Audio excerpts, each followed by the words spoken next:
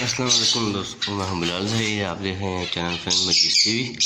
तो दोस्तों, ये जो घर के बच्चे थे, ठीक है, चिक्स वगैरह थे घर के, ये अडल्ट हो चुके हैं। इन्होंने एग भी दे दिए हैं, पर ये अभी मटकी लगी हुई है इस साइड पे। मटकी से इस मटकी के अंदर भी नज़र आना बड़ा मुश्किल है। इन्होंने घोंसला इस तरह का बनाया ना, जिसके अंदर कैमरा जाना थोड़ा सा मुश्किल है।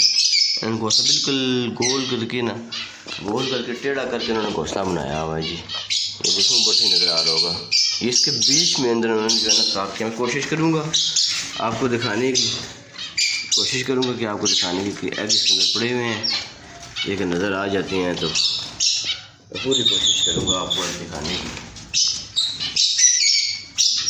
ये देखें जी दोस्तों, ये देखें दोस्तों, इन्होंने एग डाले हुए हैं, ठीक है दोस्तों। ये देखें दोस्तों, अगर आपको नज़र आ रहे हैं, उन्होंने पूरा बड़ा बेहतरीन गोल किस्म का घोंसला बनाया है, ठीक है दोस्तों।